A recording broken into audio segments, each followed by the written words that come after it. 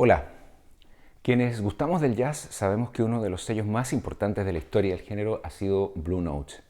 Blue Note, este sello que comenzó a fines de los años 30 y que tuvo su máxima proyección a partir de los años 50 y en los años 60, de la mano de dos inmigrantes judíos, Alfred Lion y Francis Wolff, es uno de los sellos que ha tenido el mayor impacto en el desarrollo del jazz y es tal vez, junto con SM, un sello alemán, el que tiene un concepto mucho más específico y concreto para desarrollar su música. Sobre todo esto se ve claramente en la enorme cantidad de discos que fueron grabados en Blue Note en los años 60. Y estos clásicos, porque son clásicos, prácticamente todos ellos, son discos especiales que tienen como un concepto bastante claro. Hay divergencias, hay distintas líneas dentro de Blue Note, pero lo particular que tenía era que había una calidad de sonido evidente. Y esto en buena parte se debía a, por un lado, el esfuerzo y la calidad de la grabación de Rudy Van Gelder, el ingeniero que fue quien trabajó en la grabación y masterización de la mayor parte de los discos, y también por el hecho de que Blue Note pagaba a los músicos por ensayar, ¿sí? Blue Note se reeditó muchas veces como un catálogo en vinilo antes de la llegada del CD, y luego con la llegada del CD también hubo dos grandes partidas de reediciones de Blue Note, ¿sí? Una de masterizaciones o traspasos prácticamente de Ron McMaster y la siguiente de remasterizaciones del mismo Rudy Van Gelder a CD, ¿sí? De las obras que él había registrado.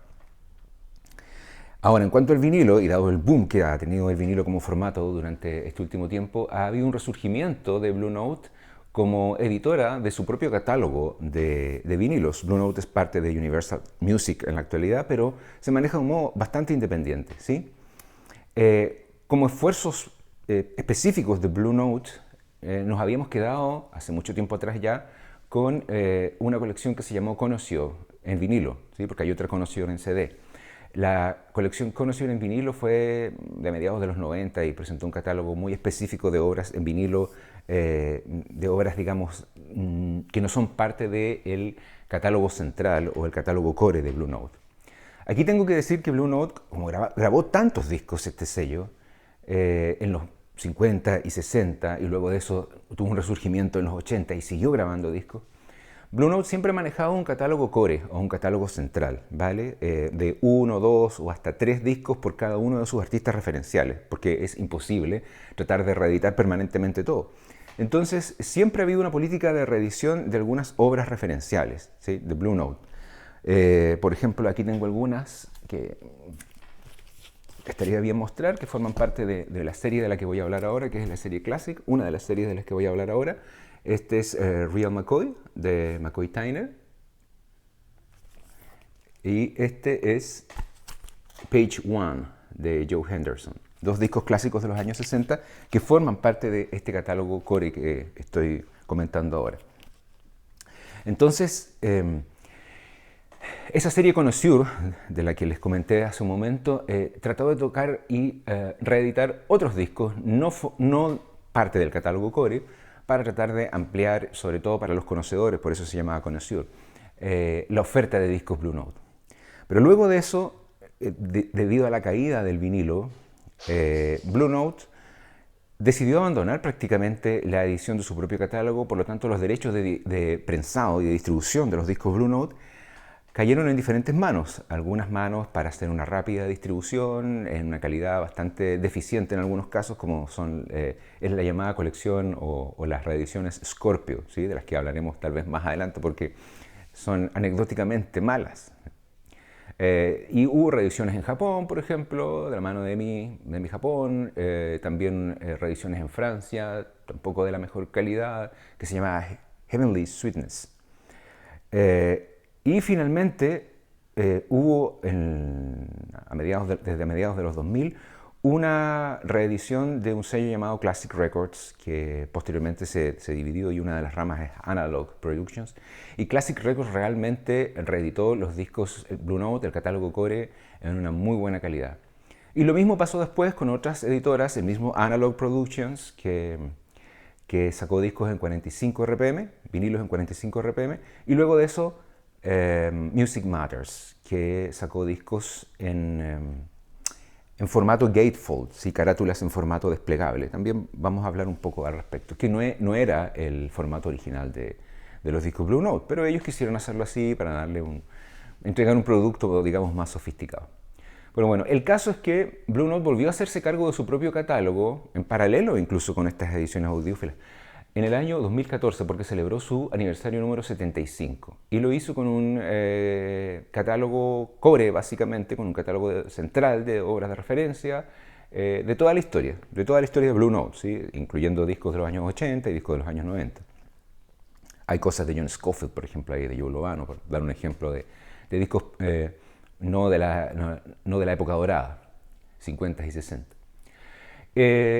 La calidad de esa serie 75, que uno reconoce fácilmente porque son discos que fueron editados en los años 2014-2015, ¿sí? Ese fue el periodo de esa colección, aniversario 75.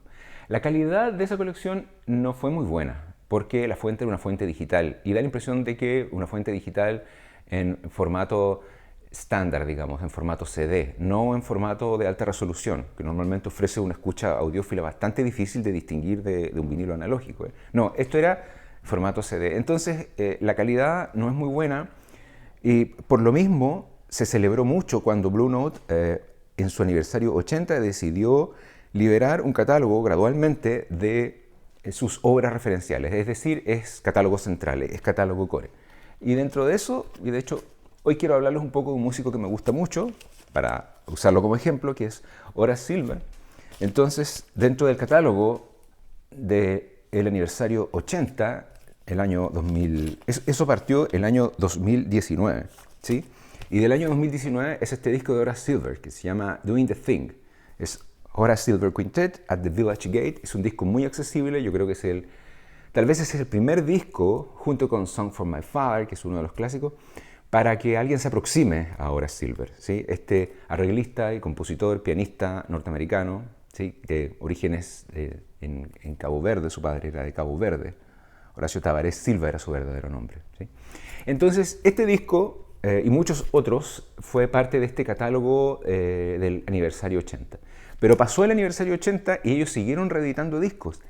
¿Qué particularidad tienen estos discos? Estos discos tienen una fuente analógica 100% y fueron masterizados, han sido y están siendo masterizados, porque la colección sigue, por uno de los ingenieros más brillantes y reconocidos, que es el señor Kevin Gray, en Coherent Studios. Entonces, Kevin Gray se ha encargado de la remasterización de este catálogo, y los discos son prensados en Alemania, en Optimal, que es una planta de prensado bastante buena, ¿sí? No la mejor del mundo, ni tampoco la mejor de Alemania, pero bastante buena. Y los discos en general suenan bien, ¿sí? Todo el mundo los alaba, cuestan en general menos de $25, se acaban muchos de ellos muy rápidamente, pero afortunadamente ha habido una política de reedición de esta colección de parte de Blue Note. Entonces, si bien algunos alcanzan un valor de reventa o de postventa, digamos, de segunda mano elevado, es mejor esperar y ver si pueden ser reeditados, ¿vale? Entonces, ya en la colección 80 tenemos dos discos de Horace Silver. Uno de ellos es Song for My Father, que está por ahí, que no lo voy a mostrar, y el otro, que suena particularmente bien, ¿sí? Dentro de esta colección de Classic, porque así se denominó ahora, Classic, la colección del aniversario 80 se denomina a partir del 2020 Classic. Este disco, que se llama Six Pieces of Silver, y fue el primer disco de Horace Silver cuando se separó de Art Blakey, porque antes tenían este concepto que se llama Art Blakey, se llama Horace Silver and the Jazz Messengers, ¿sí? Entonces, este disco es un disco ya maduro, por supuesto, pero con piezas un poco más complejas, ¿sí? No es un disco en vivo con una influencia bluesy como el otro que escuchamos, que es posterior, pero por supuesto la idea es ofrecer en vivo algo tal vez un poco más fácil de digerir, un poco más impactante tal vez, ¿sí? Entonces recomiendo mucho este disco también de Horace Silver, junto con el clásico Song for My Father, ¿vale? Y también tengo aquí de Horace Silver, en otra colección de la que voy a hablar ahora mismo, tengo este disco que se llama Further Explorations by the Horace Silver Quintet, ¿sí? Esta colección no es la colección Classic, que como les digo sigue saliendo ahora, es otra colección de Blue Note que también está saliendo en la actualidad, que es más cara, cuesta alrededor de $35 o un poco más en la actualidad, y que se llama Tone Poet, ¿sí? Probablemente muchos de ustedes la conocen. ¿Qué características tiene Tone Poet? También tiene una fuente 100% analógica y también es masterizada por Kevin Gray, ¿sí?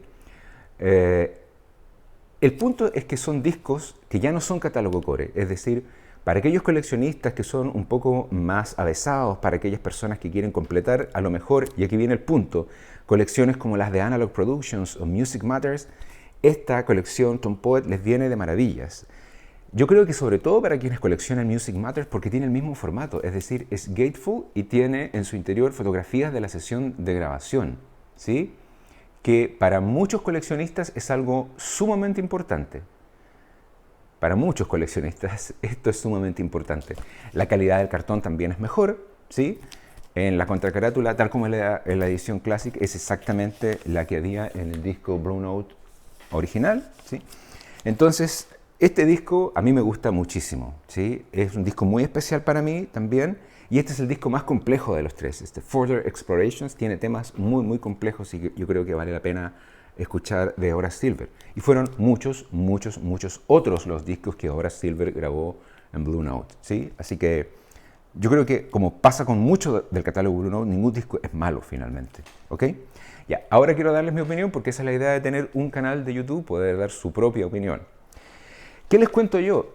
Yo creo que la colección Classic es de lo mejor que ha ocurrido en el último tiempo para los audiófilos, para los melómanos, que son dos cosas distintas, de jazz, sobre todo quienes estamos reestructurando alguna colección en vinilo, ¿sí? Ha sido una muy buena noticia desde el 2019 que esté esta colección.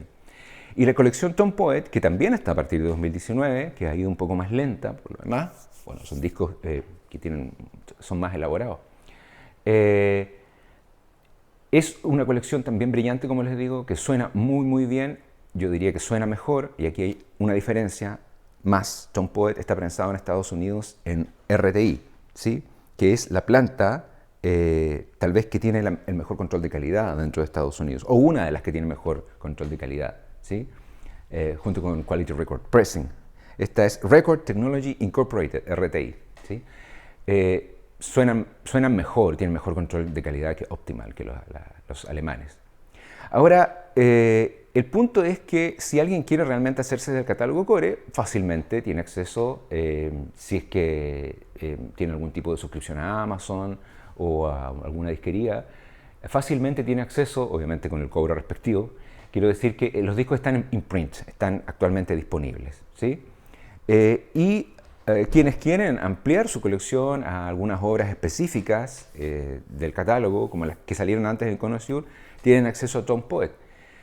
Tone Poet es más caro, ¿sí? Allí hay un grado de selección, yo creo que pretende tener la empresa. Aparte que hay, y esto es una elucubración mía, yo tengo la idea de que como Music Matters en algún momento reeditó el catálogo core de Blue Note y también las remasterizaciones fueron de Kevin Gray, son estas mismas remasterizaciones, probablemente el máster acetato, el máster padre metálico, no lo sé, no sé cómo están trabajando aquello, es un máster que ha seguido o volvió a manos de Blue Note en algún momento, después de algún contrato con Music Matters, y por eso los discos también son más baratos. En cambio, el material que aparece en Tone Poet es un material donde ha aparecido, por ejemplo, de Herbie Hancock, My Point of View, por dar un ejemplo, o un par de discos de McCoy Tyner, Extensions creo que es, ¿vale? De McCoy Tyner, por decir algo, o este mismo Horace Silver,